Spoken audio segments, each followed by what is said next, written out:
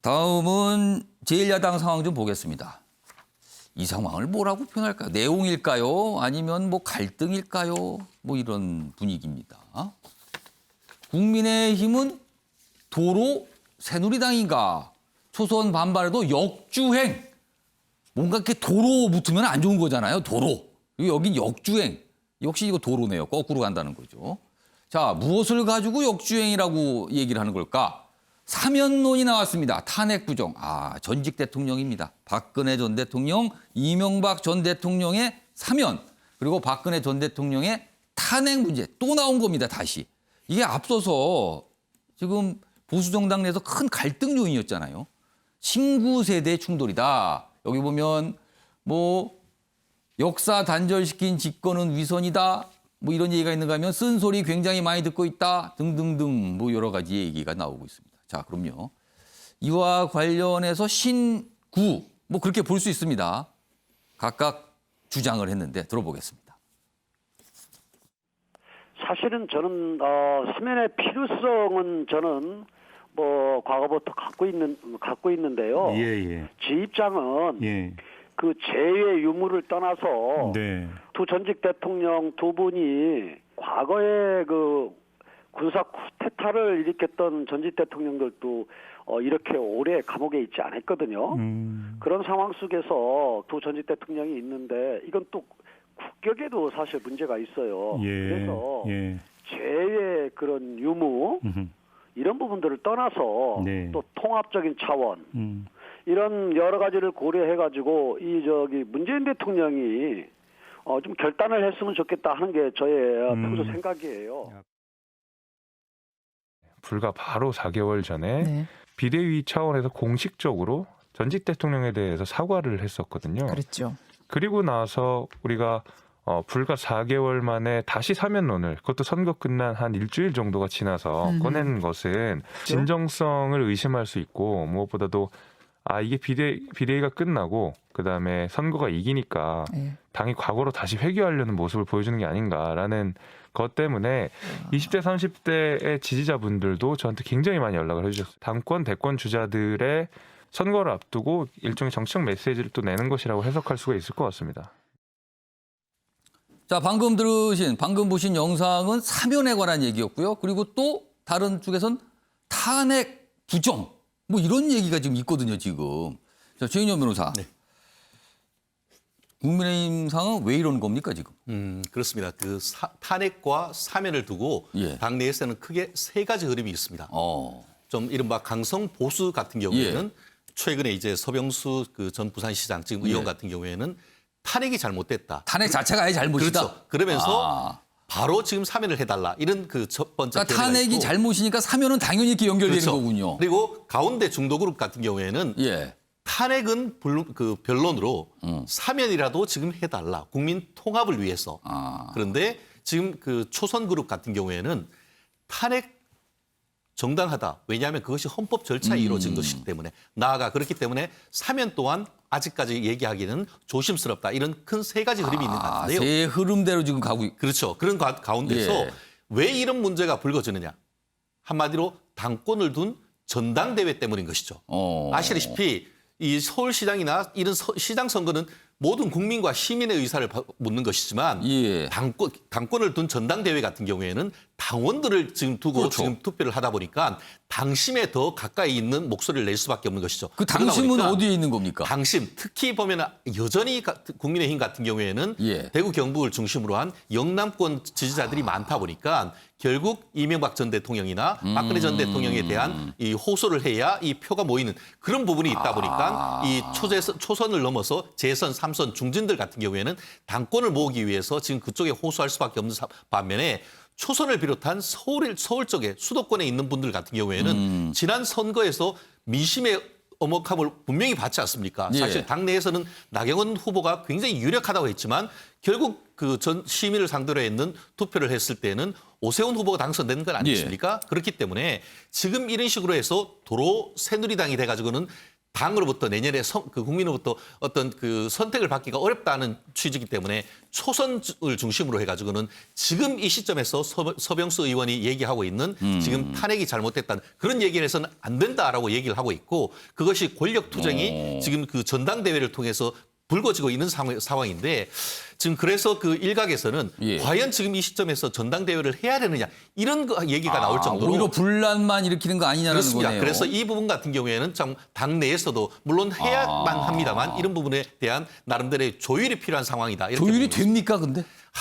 결국은 지금 현재로서는 적어도 지금 마치 민주당도 마찬가지거든요. 민주당도 지금 이낙연 대표 같은 경우에는 자기는 죽어도 이 문재인 대통령을 지지한다. 뭐 이런 식으로 지금 얘기를 하고 있듯이 당권을 앞두고는 어쨌든 지금으로서는 당심을 쫓아가는 그런 흐름이 좀 더 강한 그런 상황일 수밖에 없는 것 같습니다. 계속 갈등이겠네요. 그러면은 지금 최윤정 변호사 말씀을 들어보면요. 자, 다음 기사는요. 방금 다뤄봤던 내용과 또 이어지기도 합니다. 보겠습니다. 거세지는 김종인 그리고 야당 중진의 기싸움. 김종인 전 비대위원장 지금 당 밖에 있죠? 야당은 여긴 국민의힘을 말합니다. 기싸움이 있다. 본질은 윤석열 쟁탈 전 서로 옆으로 데려오겠다 이겁니다. 지금요. 대선 선두주자 모시기 신경전이다. 김, 윤과 회동염두 물밑 접촉 분주하다 뭐 이런 얘기가 있답니다. 그리고 국민의힘의 중진들은 정권 교체 절박, 이딴 러브콜을 하고 있다. 뭔가 쟁탈전이 있다는 겁니다. 이런 기사가 있는데요. 요거 앞선 내용과 좀 연결지어서 이종구 평론가. 네. 지금 야당 안팎에서 나오는 분석 중에 하나는 이런 게 있습니다. 지금 탄핵에 대한 부정 발언이 있었죠. 그리고 사면론 주장이 꽤 강하게 나오고 있어요. 자, 이것이 윤석열 전 검찰총장 입장에서는 굉장히 부담스럽다. 그렇기 때문에 국민의힘과 손을 잡기 어렵게 만드는 수순이 될 수 있다. 이런 분석이 있는데 어떻게 보세요? 일단 윤석열 전 총장이 야권의 단일 후보로 만약에 가고 싶다면 건너야 될 강이 굉장히 많지만 그중에서의 하나가 탄핵과 사면론입니다. 이 강은 무조건 건너야 돼요. 이건 반드시 넘어가야 되는 강이다. 우회할 수가 없어요. 왜냐하면 당사자이기 때문에 어떤 당사자, 즉 탄핵이든 탄핵으로서 구속해서 지금 형을 살고 있는 두 전직 대통령, 물론 이명박 대통령 탄핵은 아니었지만 두 전직 대통령이 그렇게 된 데는 윤석열 총장의 혁혁한 그런 수사 과정. 역할이 있다 이거죠. 그렇죠. 역할이 분명히 있었죠. 그러면 물론 모든 야권이 전부 다 일치돼서 생각을 그렇게 갖고 있지는 않지만 그럼에도 불구하고 아까 변호사께서 잘 설명해 주셨지만 세 기류 중에 한 기류는 이런 거예요. 탄핵할 만큼 잘못한 건 인정해. 하지만 나이도 오래 가까이 연로하시고 또 이제 국민 통합적인 차원에서 이제 한 3년, 4년이 넘어섰으므로 사면이 어떻겠느냐라는 의견도 분명히 있거든요. 그렇다면 탄핵 부정은 좀 예외로 두고 왜냐하면 윤석열 총장이 갖고 있는 정치적인 어떤 이 바운더리 내에서는 좀 극우적인 그런 부분에서 손잡을 이유는 없는 것이고 다만 본인이 내가 사실 그렇게 수사를 했고 뭐 들어가실 정도로 죄를 지었다는 것은 내가 당사자니까 인정할 수밖에 없지만 그러나 사면을 건의하는 쪽으로 그것을 강을 건널 수도 있어요. 본인이. 그렇게 얘기한다면. 본인이 만약에 그 짐을 진다면. 그러니까 건너는 방법은 전 여러 가지라고 생각을 해요. 하지만 그것은 회피하고 무조건 잘못해서 내가 그분들을 그렇게 했으니까 나랑 상관없어. 라고만 한다면 과연 그 자신의 어떤 입지 여러 가지 정치적인 고려해서 계속 독야청청할 수 있을까? 그러니까 뭐 고민이 저는 여러 가지로 고민을 하고 계실 텐데 그중에 그 한 방법은 이런 방법도 있다라는 생각입니다. 김윤학 교수님. 사면론 그리고 탄핵 부정 이런 발언이 계속 나오게 되면 윤석열 전 검찰총장 입장에서는 국민의힘과 같이 가기 어렵다. 이런 분석이 있는데 어떻게 보세요? 그렇죠. 저는 윤석열의 아킬레스건이 너무 빨리 건드려졌다. 그러니까 지금 탄핵과 맞물려서 지금 사면론이 연결이 돼 있잖아요. 그런데 탄핵을 잘못된 것으로 규정한 것이 사실은 국민의힘 당에서 나오기 시작했어요. 이거는 어떻게 보면 이제 승리에 도취하기 시작한 것이고 사실상 윤석열 전 총장을 모셔오려고 국힘당과 국민의당이 합당을 해가지고 우리뿐이 대안이 없으니 우리 여기로 와라. 사실 그 구도를 만들고 있는데 오히려 밀어내는 효과가 이 안에서 나오고 있습니다.